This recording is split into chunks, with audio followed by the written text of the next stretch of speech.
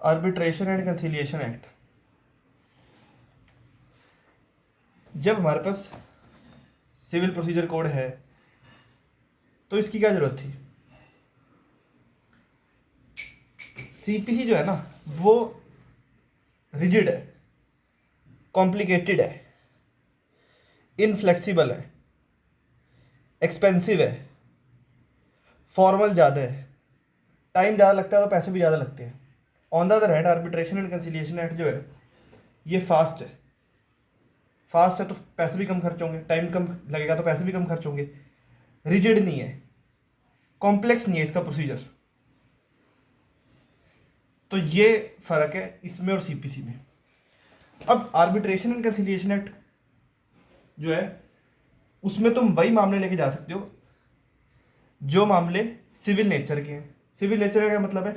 जो section 9 of CPC में है ना, मतलब वही है। अब सिविल जो है, सिविल जो शब्द है वो सीपीसी में डिफाइन नहीं कर रखा, पर सिविल का मतलब होता है वैसे डिक्शनरी मीनिंग इसका क्या होता है सिविल का? जो प्राइवेट राइट्स और ड्यूटी से डील करता है। जो प्राइवेट राइट्स और ड्यूटी से डील करता है वो होता है सिविल। मतलब सिविल का क्या मतलब है? ये मतलब है सिविल का, प्राइवेट राइट्स और ड्यूटी से जो डील करता है, प्राइवेट। ठीक है, इसमें पॉलिटिकल या रिलीजियस क्वेश्चंस नहीं आते। पॉलिटिकल या रिलीजियस क्वेश्चंस इसमें नहीं आते हैं। सिविल नेचर का क्या मतलब होता है? सिविल नेचर का मतलब होता है सिविल जैसा, मतलब सिविल नेचर जो शब्द है ना वो स्कोप बढ़ा देता है। मान लो प्रिंसिपल क्वेश्चन जो है, जो प्रिंसिपल क्वेश्चन जो है वो सिविल नेचर का है, वो सिविल है, मान लो वो सिविल है, प्रिंसिपल क्वेश्चन सिविल है। ठीक है, इसके साथ में कोई रिलीजियस क्वेश्चन भी जुड़ा हुआ है। अब बिकॉज सेक्शन 9 में लिखा हुआ है सिविल नेचर, इसलिए ऑल्दो रिलीजियस क्वेश्चन भी इसके साथ जुड़ा हुआ है, पर क्योंकि जो मेन क्वेश्चन है, जो मेन सवाल है वो सिविल का है, वो सिविल है, इसलिए सिविल नेचर का हो गया सूट। और ये इस मामले को लेके तुम सीपीसी में सिविल कोर्ट में जा सकते हो। तो सिविल नेचर जो शब्द है ना इसलिए यूज करे लेजिस्लेचर ने ताकि दायरा बढ़ जाए, स्कोप बढ़ जाए। सिविल जो है वो कंपैरेटिवली नैरो शब्द है as compare to civil nature से। तो मैंने ये इसलिए बताया कि आर्बिट्रेशन एंड कंसिलिएशन एक्ट में भी तुम वही मैटर लेके जा सकते हो जो सिविल नेचर के हैं, क्रिमिनल मैटर्स लेके नहीं जा सकते हो। अब मुझे अगर आर्बिट्रेशन में जाके अपना डिस्प्यूट सेटल कराना है तो उसके लिए क्या क्या चीज़ होनी चाहिए, क्या क्या कंडीशन फुलफिल होनी चाहिए? सबसे पहली बात तो यही है कि भाई मामला जो है वो सिविल नेचर का होना चाहिए, वो मैंने बता दिया। दूसरा ये आर्बिट्रेशन एग्रीमेंट होना चाहिए। अब सेक्शन 7 जो है आर्बिट्रेशन एंड कंसिलिएशन एक्ट का वो बताता है कि आर्बिट्रेशन एग्रीमेंट अगर नहीं है तो तुम आर्बिट्रेशन में नहीं जा सकते। आर्बिट्रेशन एग्रीमेंट अब डिस्प्यूट होगा तभी जाओगे ना आर्बिट्रेशन में, ऐसे तो जाओगे नहीं। तो डिस्प्यूट राइज होने से पहले भी आर्बिट्रेशन एग्रीमेंट बना सकते हो, बाद में भी। Arbitration agreement means an agreement by the parties to submit to arbitration all, सारे के सारे डिस्प्यूट या कुछ डिस्प्यूट विच हैव अराइजन, जो अराइज हो चुके हैं। मतलब डिस्प्यूट अराइज होने के बाद भी बनाया जा सकता है एग्रीमेंट, या जो अराइज होंगे, मतलब पहले डिसाइड कर लिया कि अगर कल को कोई डिस्प्यूट होता तो हम आर्बिट्रेशन में जाएंगे। एक सेकेंड,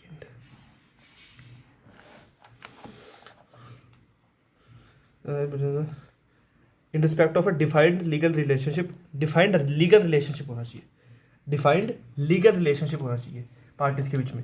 अब चाहे वो कंट्रैक्चुअल हो या ना हो इससे फर्क नहीं पड़ता, पर डिफाइंड लीगल रिलेशनशिप होना चाहिए। आर्बिट्रेशन एग्रीमेंट जो है वो एक क्लॉज में भी हो सकता है और पूरा एक सेपरेट एग्रीमेंट भी हो सकता है। मतलब एक तो ये हो सकता है कि ये पूरा कागज है, इस पर हमने पूरा ऐसे ऐसे एग्रीमेंट लिखा हुआ है, लास्ट में लिख दिया कि अगर कोई भी डिस्प्यूट होगा तो हम आर्बिट्रेशन में जाएंगे। ठीक है, या फिर पूरा का पूरा ऐसा एग्रीमेंट बना सकते हैं जिस पर लिखा हो कि हम अगर कोई डिस्प्यूट होगा तो आर्बिट्रेशन में जाएंगे। सबसेक्शन 3 आर्बिट्रेशन एग्रीमेंट राइटिंग में होगा। आर्बिट्रेशन एग्रीमेंट, ये तीनों जो चीज़ें दे रखी है ना, ये बेसिकली बता रखा है कि अगर किसी भी तरीके से तुमने लिख रखा है, ठीक है, जिससे तुम्हारी इंटेंशन पता लग रही है कि तुम आर्बिट्रेशन में जाना चाहते हो, तो वो वैलिड आर्बिट्रेशन एग्रीमेंट होगा। कोई डॉक्यूमेंट जिस पर तुमने साइन कर रखे हैं उसे आर्बिट्रेशन एग्रीमेंट माना जाएगा। Exchange of letters, letter exchange करे, मैंने ए को लेटर दिया, ए ने मुझे लेटर दिया, टेलीग्राम या other means of telecommunication including, मैंने व्हाट्सएप के थ्रू, ईमेल के थ्रू, मेल के थ्रू उसे कुछ मैसेज भेजे, ठीक है, और उन मैसेजेस को देख के लग रहा है कि पार्टीज़ के बीच में आर्बिट्रेशन एग्रीमेंट था, पार्टीज़ की इंटेंशन थी आर्बिट्रेशन एग्रीमेंट की, तो उसे भी वैलिड आर्बिट्रेशन एग्रीमेंट मानेंगे, ठीक है। बस शर्त यह है which provides a record of the agreement, लिखित में होना चाहिए, डॉक्यूमेंट में भी हो सकता है जिसमें पार्टी ने साइन करके हो। मैंने उसे लेटर भेजे, उसने मुझे लेटर भेजे, लेटर पढ़ के लग रहा है कि इनके बीच में तो आर्बिट्रेशन एग्रीमेंट है, इनकी इंटेंशन तो है। C exchange of statements of claim and defences in which existence of the agreement is alleged by one party and not denied by other party. मैं कोई चीज़ क्लेम कर रहा हूँ, मतलब सॉरी, मेरे और ए के बीच में स्टेटमेंट्स एक्सचेंज हो रही हैं, ठीक है, ऑफ क्लेम एंड डिफेंसेस, जिसमें मैं कह रहा हूँ कि भाई हमारे बीच में तो आर्बिट्रेशन एग्रीमेंट था, और वो मना नहीं कर रहा, इस बात वो मना नहीं कर रहा, ये लिखा हुआ है कि वो मना नहीं कर रहा। Exchange of statement of claim and defences in which, होनी राइटिंग में चाहिए होगी, सब सेक्शन 3 में साफ साफ बता दिया। तो राइटिंग में अगर कोई स्टेटमेंट है of claim and defences, exchange उनका, मैं उसे कुछ स्टेटमेंट दे रहा हूँ लिख के, वो मुझे कुछ स्टेटमेंट दे रहा है लिख के, ठीक है, जहाँ पे मैं कह रहा हूँ कि आर्बिट्रेशन एग्रीमेंट है और वो मना नहीं कर रहा, तो वो भी वैलिड आर्बिट्रेशन एग्रीमेंट बना जाएगा। फिफ्थ, ये वैसा सही है ऊपर वाले जैसा, the reference in a contract to a document containing an arbitration clause constitutes an arbitration agreement if the contract is in writing and the referent is such that as to make the arbitration clause part of the contract। तो ये तीनों चीज़ें पढ़ के, sorry ये section पढ़ के हमें क्या समझ आता है, मेन इंपॉर्टेंट बातें क्या निकल के आती हैं। आर्बिट्रेशन एग्रीमेंट उन डिस्प्यूट्स के रिगार्डिंग हो सकता है जो डिस्प्यूट अराइज हो चुके हैं या उनके रिगार्डिंग हो सकते हैं जो हो सकते हैं dispute arise. Defined legal relationship होना चाहिए पार्टीज में, लीगल रिलेशनशिप होना चाहिए डिफाइंड, ये इंपॉर्टेंट है, ठीक है। अब ये कॉन्ट्रैक्चुअल भी हो सकता है और नॉन कॉन्ट्रैक्चुअल भी हो सकता है। आर्बिट्रेशन एग्रीमेंट राइटिंग में होना चाहिए। अब इससे फर्क नहीं पड़ता किस तरीके की राइटिंग है, मैंने एग्रीमेंट के नीचे लिख दिया ऐसे कि कोई भी डिस्प्यूट हो तो आर्बिट्रेशन में जाएंगे, मैंने पूरे डॉक्यूमेंट में लिख दिया कि आर्बिट्रेशन एग्रीमेंट बना दिया मैंने पूरे डॉक्यूमेंट को, वो भी वैलिड है। हमारे बीच में लेटर्स एक्सचेंज होते हैं जिसे देख के लग रहा है कि भाई इनके बीच में तो आर्बिट्रेशन एग्रीमेंट है, इंटेंशन दिखनी चाहिए, राइटिंग में होना चाहिए प्लस इंटेंशन दिखनी चाहिए, तो वैलिड आर्बिट्रेशन एग्रीमेंट है।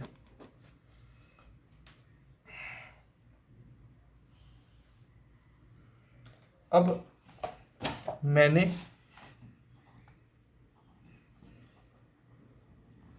और ए ने एक आर्बिट्रेशन एग्रीमेंट बना लिया,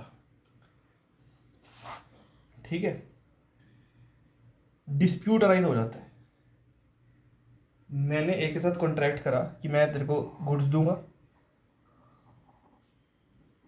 और तू मुझे उसके बदले 10,000 रुपये दियो, और ये हम दोनों आपस में, मतलब एक बारी की डील नहीं थी ये, हर महीने, ठीक है, एवरी मंथ। अब 3-4 महीने तो ठीक रहता है काम हमारा, ठीक है, कुछ टाइम बाद डिस्प्यूट अराइज हो जाता है। हमने पहले से डिसाइड कर रखा था, आर्बिट्रेशन एग्रीमेंट बना रखा था कि अगर कल को कोई भी क्लेश होता है तो हम आर्बिट्रेशन में जाएंगे। ए क्या करता है, ये कोर्ट में चले जाता है, डिस्प्यूट लेके।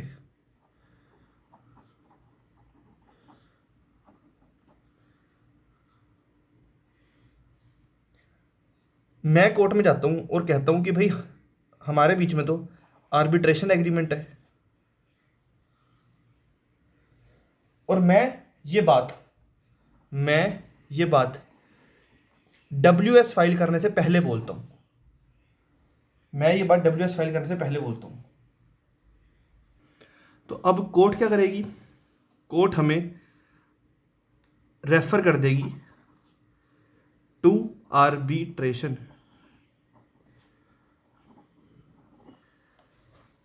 अनलेस कोर्ट को लगता है कि प्राइमा फेसाई, मतलब ऊपर से कोर्ट को देख के लगता है कि कोई वैलिड आर्बिट्रेशन एग्रीमेंट है ही नहीं।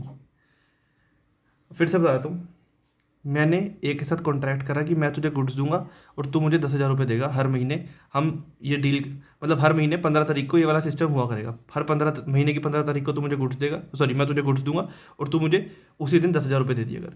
कुछ टाइम तो ये चलती है बात, उसके बाद डिस्प्यूट राइज हो जाता है। हमने पहले से ही डिसाइड कर रखा था कि अगर कल को कोई भी क्लेश होता है तो हम आर्बिट्रेशन में जाएंगे। अब क्लेश हो गया, ये चले जाता है, ए चले जाता है कोर्ट। मैं WS फाइल करने से पहले कहता हूँ कोर्ट में कि हमारे बीच में आर्बिट्रेशन एग्रीमेंट था। कोर्ट में आर्बिट्रेशन में रेफर कर देगी अगर अनलेस कोर्ट को लगता है कि भाई प्राइमा फेसाई आर्बिट्रेशन एग्रीमेंट है ही नहीं या वैलिड आर्बिट्रेशन एग्रीमेंट है ही नहीं। अगर कोर्ट को प्राइमा फेसाई लगता है तो कोर्ट नहीं भेजेगी ऑब्वियसली। अगर आर्बिट्रेशन एग्रीमेंट ही नहीं है तो नहीं भेजेगी, क्योंकि ये तो एसेंशियल कंडीशन है। पर अगर आर्बिट्रेशन एग्रीमेंट है तो कोर्ट हमें वहीं भेजेगी, आर्बिट्रेशन में ही भेजेगी। शर्त ये है WS फाइल करने से पहले। अब पढ़ते हैं सेक्शन।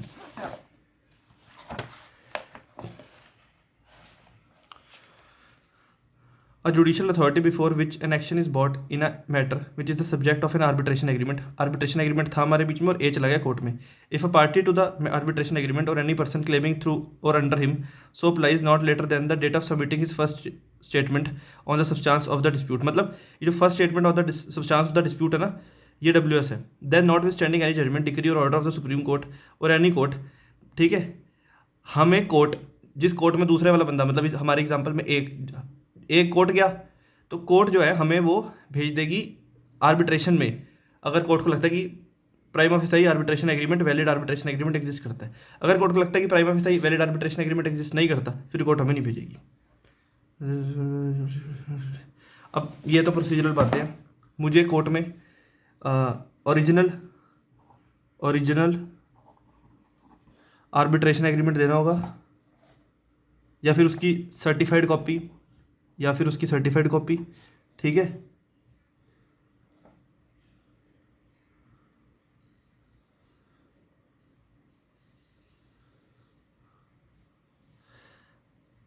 प्रोवाइजो बताता है कि अगर मेरे पास आर्बिट्रेशन एग्रीमेंट नहीं है और आर्बिट्रेशन एग्रीमेंट की कॉपी दूसरी पार्टी के पास है तो फिर मैं कोर्ट में एप्लीकेशन डाल सकता हूँ along with the copy of arbitration agreement. मैं क्या करूँगा, कोर्ट में एप्लीकेशन डालूंगा along with copy of arbitration agreement and a petition, plus मैं पिटीशन डालूंगा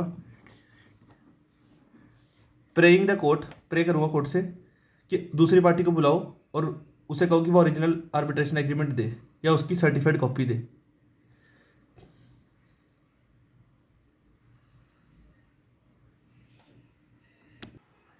सब सेक्शन 3 बताता है कि आर्बिट्रल ट्रिब्यूनल आर्बिट्रल प्रोसीडिंग शुरू कर सकता है और अगर ऑलरेडी आर्बिट्रल प्रोसीडिंग शुरू हो रखी है तो वो अपनी प्रोसीडिंग को कंटिन्यू रख सकता है और अवार्ड भी दे सकता है इवन इफ सेक्शन 8 सबसेक्शन 1 में कोर्ट में एप्लीकेशन पेंडिंग पड़ी हुई है।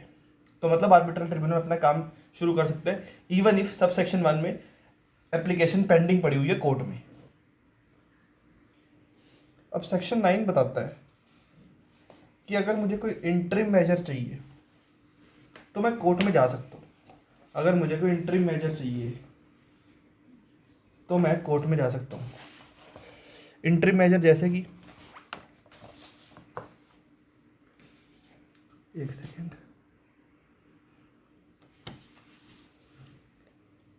Appointment of a guardian for a minor या अनसाउंड माइंड के इंसान के लिए गार्डियन, प्रोटेक्शन ऑफ प्रॉपर्टी के लिए इंटरिम मेजर्स मांग सकता हूँ मैं, जैसे कि preservation, interim custody, sale of any goods. इसे PCS से याद कर सकते हैं, PCS। P stands for preservation, C stands for custody, S stands for sale of goods. तो PCS गुड्स के लिए मैं इंटरिम मेजर मांग सकता हूँ कोर्ट में जाके। Securing the amount in dispute in the arbitration, जो डिस्प्यूटेड मनी है उसे सिक्योर करने के लिए मैं इंटरिम मेजर मांग सकता हूँ कोर्ट में जाके। द डिटेन करना होता है ना, डिटेंशन, प्रिजर्वेशन और इंस्पेक्शन ऑफ एनी प्रॉपर्टी और थिंग जो सब्जेक्ट मैटर आर्बिट्रेशन का, और as to which any question में अराइज हो सकता है therein, and authorising for any of the aforesaid purposes any person, और इन कामों के लिए, इन ऊपर वाले कामों के लिए मैं एप्लीकेशन लगा सकता हूँ कोर्ट में, इंट्री मेजर मांग सकता हूँ कि किसी इंसान को ऑथराइज करो कि वो किसी जगह पे जाए, लैंड में, बिल्डिंग में जाए, किसी घर वगैरह में जाए, बिल्डिंग में जाए, in possession of any party, और ऑथराइजिंग, या फिर मैं कोर्ट में जाके कह रहा हूँ कि ऑथराइज करो कि वो सैंपल ले या ऑब्जर्वेशन करे या एक्सपेरिमेंट करे जो कि नेसेसरी है या एक्सपीडियंट है for the purpose of obtaining full information और एविडेंस। इन सब चीज़ों के रिगार्डिंग मैं कोर्ट में जाके एप्लीकेशन लगा सकता हूँ और मैं कोर्ट को कह सकता हूँ कि ये इंटरिम मेजर पास करूँ। इंटरिम इंजंक्शन के लिए कह सकता हूँ मैं, इंजंक्शन का मतलब किसी को कुछ करने से रोकना या कुछ करने के लिए कहना, मैं कोर्ट में एप्लीकेशन लगा सकता हूँ। रिसीवर के लिए मैं कह सकता हूँ कोर्ट में जाके, या और कोई इंटरिम मेजर की डिमांड में, डिमांड तो गलत वर्ड हो गया, प्रे कर सकता हूँ कि मेरे को इंटरिम मेजर दो, as may appear to the court to be just and convenient.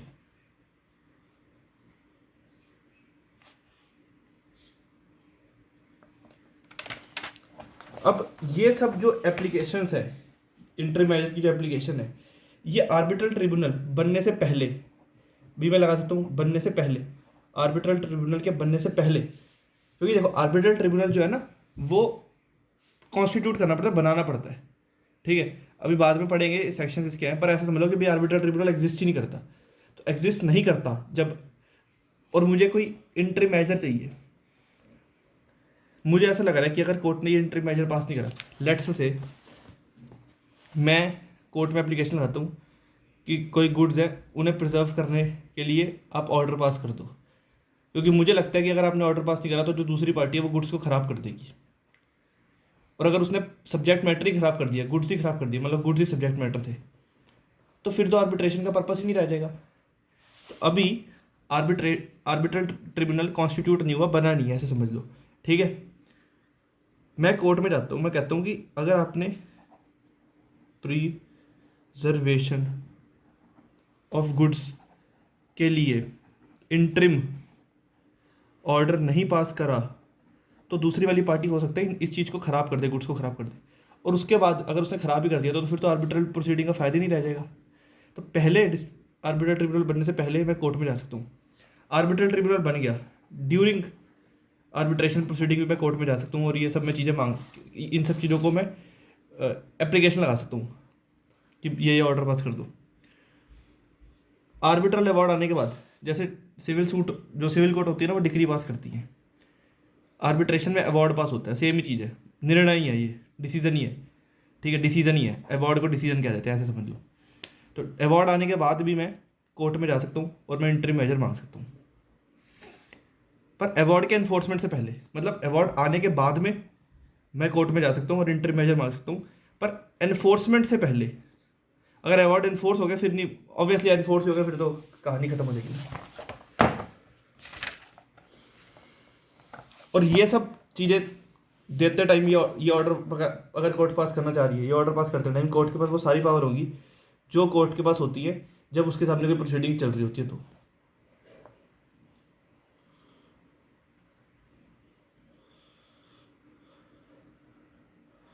अब अगर आर्बिट्रल प्रोसीडिंग शुरू होने से पहले कोर्ट ने कोई इंटरिम मेजर पार्टी को दिया है, अगर आर्बिट्रल अगर आर्बिट्रल प्रोसीडिंग शुरू होने से पहले कोर्ट ने कोई इंटरिम मेजर का ऑर्डर दिया, तो उस कोर्ट के ऑर्डर से 90 दिनों के अंदर आर्बिट्रल ट्रिब्यूनल बनाना है, या उतने टाइम के अंदर जो कोर्ट टाइम बताएगी, ठीक है। Sub section 3, during arbitral tribunal, अगर आर्बिट्रल ट्रिब्यूनल बन चुके, आर्बिट्रेशन प्रोसीडिंग चल रही है, उस दौरान मैंने एप्लीकेशन लगाई, मान लो मैंने एप्लीकेशन लगाई for the appointment of guardian of for a minor, मैंने इसकी एप्लीकेशन लगाई कोर्ट में, तो अगर ड्यूरिंग आर्बिट्रल प्रोसीडिंग मैंने एप्लीकेशन लगाई है तो कोर्ट तभी ऑर्डर पास करेगी, इंटरिम ऑर्डर पास करेगी, मुझे इंटरिम मेजर देगी, अगर कोर्ट को लगता है कि सेक्शन 17 वाली जो रेमेडी है वो बेकार हो जाएगी अगर कोर्ट ने ऑर्डर पास नहीं करा तो। इसका मतलब ये है कि during arbitral proceeding court generally interim measure नहीं देगी, क्योंकि सेक्शन 5 जो है, ध्यान से सुनना, सेक्शन 5 जो है वो बताता है कि अगर कोई मैटर आर्बिट्रेशन में चल रहा है, अगर कोई डिस्प्यूट आर्बिट्रेशन के थ्रू रिजॉल्व हो रहा है, तो जुडिशियल अथॉरिटी इंटरवीन नहीं करेगी एक्सेप्ट इस कोड में लिख रखा हो। अब ये तो लिखा हो तो कोड में ही हुआ है कि तुम इंटरिम मेजर कोर्ट से मांग सकते हो, पर इसे पढ़ने के बाद ये समझ आता है कि कोशिश करनी है कि जुडिशियल अथॉरिटी कम से कम इंटरवेंशन करे। सेक्शन 5 को पढ़ने के बाद पता लगता है कम से कम इंटरवेंशन करे। यहाँ पे भी इन्होंने लिख दिया कि एक बार आर्बिट्रल ट्रिब्यूनल बन गया, उस दौरान अगर कोर्ट इंटरिम ऑर्डर देगी तो तभी देगी अगर कोर्ट को लगता है कि सेक्शन 17, क्योंकि सेक्शन 17 क्या बताता है कि हम आर्बिट्रल ट्रिब्यूनल से भी इंटरिम मेजर मांग सकते हैं। और यहाँ पे वो सारी सेम बातें लिखी हैं जो यहाँ पे लिखी हैं कि for the appointment of guardian, यहाँ पे भी लिखा था फॉर माइनर या अनसाउंड माइंड के बंदे के लिए, for the PCS of any goods, कहाँ गया PCS, preservation custody sale of goods, जो सब्जेक्ट मैटर आर्बिट्रेशन का। तो सारी चीज़ें, ये सारे इंटरिम मेजर हम आर्बिट्रल ट्रिब्यूनल से ही मांग सकते हैं ड्यूरिंग आर्बिट्रेशन प्रोसीडिंग। ड्यूरिंग, इसमें सेक्शन 17 में हम जब मांग रहे हैं आर्बिट्रल ट्रिब्यूनल से कोई चीज़, तो ऑब्वियसली पहले तो मांग नहीं सकते, जब आर्बिट्रल ट्रिब्यूनल जब तक बना ही नहीं है तो तब तो हम मांग ही नहीं सकते। तो अगर हमें आर्बिट्रल ट्रिब्यूनल के बनने से पहले कोई इंटरिम मेजर चाहिए, नहीं तो हमें लगता है कि अगर इंटरिम मेजर नहीं मिला, अगर कोर्ट ने ये ऑर्डर पास नहीं करा, तो आर्बिट्रेशन का कोई पर्पस ही नहीं रह जाएगा, कोई फायदा नहीं रहेगा। तो अगर आर्बिट्रल ट्रिब्यूनल से पहले कोई इंटरिम मेजर चाहिए तो ऑब्वियसली कोर्ट ही जाना पड़ेगा, ठीक है। पर शर्त यह 90 दिन के अंदर फिर आर्बिट्रल ट्रिब्यूनल कॉन्स्टिट्यूट करना पड़ेगा, बनाना पड़ेगा। During arbitration proceeding as per section 9 sub section 3, तभी कोर्ट इंटरिम मेजर देगी जब कोर्ट को लगता है कि भाई बहुत जरूरी है कि सेक्शन 17 में आर्बिट्रल ट्रिब्यूनल के इंटरिम मेजर से काम नहीं चलेगा, तभी कोर्ट देगी। नहीं तो एज अ जनरल रूल यही समझ लो कि सेक्शन 17 में ही जाना है। पर अगर कोर्ट को लगता है कि सेक्शन 17 में काम नहीं चलेगा, तो फिर तुम कोर्ट में जा सकते हो, क्योंकि भाई कोर्ट है और आर्बिट्रल ट्रिब्यूनल है। ऑब्वियसली कोर्ट के पास ज़्यादा पावर होती है। Once the arbitral tribunal has been constituted, the court shall not entertain an application under subsection 1. तो as a general rule court नहीं एप्लीकेशन तुम्हारी सुनेगी। तुम इंटरिम मेजर कोर्ट में मांगने जाओगे, आर्बिट्रेशन ट्रिब्यूनल बन चुका है, अगर आर्बिट्रल ट्रिब्यूनल बन चुका है तो कोर्ट तुम्हारी एप्लीकेशन नहीं सुनेगी, अनलेस कोर्ट को लगता है कि सर्कमस्टांसिस ऐसे हैं कि जो आर्बिट्रल ट्रिब्यूनल रेमेडी देगा, उस रेमेडी का कोई फायदा ही नहीं रहेगा। और आर्बिट्रल ट्रिब्यूनल अवार्ड आने के बाद में ऑब्वियसली तुम आर्बिट्रल ट्रिब्यूनल ही जा सकते, तो तुम कोर्ट ही जाओगे। पर उसके एनफोर्समेंट से पहले, अगर एनफोर्स हो गया फिर कहीं पे भी नहीं जा सकते इंटरिम मेजर लेने। हमने एक तरीके से 17 भी पढ़ ही लिया, तो पूरा ही पढ़ लेते हैं, थोड़ा बहुत पढ़ा तो। अब पार्टी में during arbitral proceeding arbitral tribunal में अप्लाई कर सकती है और ये फॉलोइंग इंटरिम मेजर मांग सकती है। ये वो सेम चीज़ें लिखी हुई हैं जो हमने सेक्शन 9 में पढ़ी। आर्बिट्रल ट्रिब्यूनल के पास वो सारी पावर होंगी, एक मिनट, आर्बिट्रल ट्रिब्यूनल के पास वो सारी पावर होंगी जो एक कोर्ट के पास होती हैं। Subject to any order pass in an appeal under section 37, an order issued by the arbitral tribunal under this section shall be deemed to be an order of the court for all purposes. Section 37 को एक बार को छोड़ दो, ठीक है, ये वैसे भी पढ़ा नहीं है तो इसे वैसे ही छोड़ दो, इसे अभी फिलहाल के लिए इग्नोर कर दो, जब सेक्शन 37 पढ़ेंगे तब इसे देखेंगे। Any order issued bye arbitral tribunal under this section, इस सेक्शन में आर्बिट्रल ट्रिब्यूनल ने मान लो ऑर्डर दिया प्रिजर्वेशन, कस्टडी और सेल ऑफ गुड्स का, जो सब्जेक्ट मैटर है आर्बिट्रेशन एग्रीमेंट का, कोर्ट आर्बिट्रल ट्रिब्यूनल ने ये इंटरिम मेजर पास करा, तो जो इसका ऑर्डर है उसे कोर्ट का ऑर्डर माना जाएगा फॉर ऑल पर्पसेस, और वो एनफोर्सिएबल होगा as per CPC in the same manner जैसे कोर्ट का ऑर्डर इन्फोर्स होता है, ठीक है। तो आर्बिट्रल ट्रिब्यूनल ने क्या हुआ है, हाँ, आर्बिट्रल ट्रिब्यूनल ने पीसीएस, प्रिजर्वेशन, कस्टडी और सेल ऑफ गुड्स का ऑर्डर पास करा, तो ये माना जाएगा कि ये कोर्ट का ही ऑर्डर है, COURT, कोर्ट का ऑर्डर है, और इसे एनफोर्स करा जाएगा सीपीसी के हिसाब से, उसी तरीके से जैसे कोर्ट के ऑर्डर को एनफोर्स करा जाता है।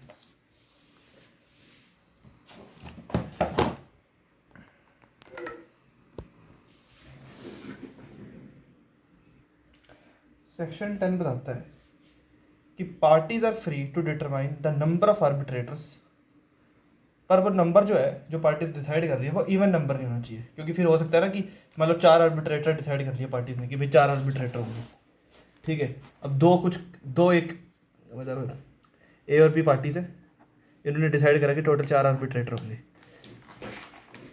अब दो आर्बिट्रेटर इसके फेवर की बात बोल रहे हैं, 2 आर्बिट्रेटर इसके फेवर की बात बोल रहे हैं, तो कलेश हो जाएगा ना। इसलिए इवन नंबर नहीं होने चाहिए, ऑड होने चाहिए। पार्टी डिसाइड कर सकती है कितने होंगे। अगर पार्टीज ने डिसाइड नहीं करा तो सोल आर्बिट्रेटर होगा, सोल मतलब एक आर्बिट्रेटर होगा, अगर पार्टीज ने डिसाइड नहीं करा तो टोटल बात क्या है, पार्टीज डिसाइड कर सकती है कि आर्बिट्रेटर होंगे कितने, इवन नहीं होने चाहिए, ऑड होने चाहिए। अगर वो डिसाइड नहीं करते तो एक आर्बिट्रेटर होगा। सेक्शन 11 बताता है कि किसी भी नेशनैलिटी का इंसान आर्बिट्रेटर बन सकता है अनलेस पार्टीज ने डिसाइड करा हो कि भाई इस नेशनैलिटी का बंदा नहीं होना चाहिए। पार्टी डिसाइड कर सकती है कि आर्बिट्रेटर को अपॉइंट करने का प्रोसीजर क्या होगा।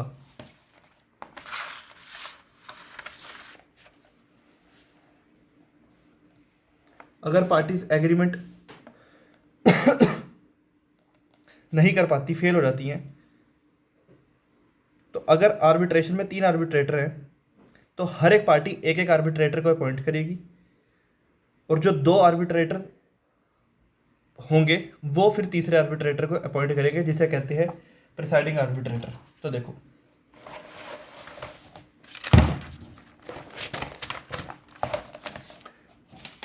सबसेक्शन 2 ने बताया कि प्रोसीजर क्या होगा आर्बिट्रेटर को अपॉइंट करने का, ये पार्टीज डिसाइड कर सकती हैं अगर वो फेल हो जाती हैं डिसाइड करने में।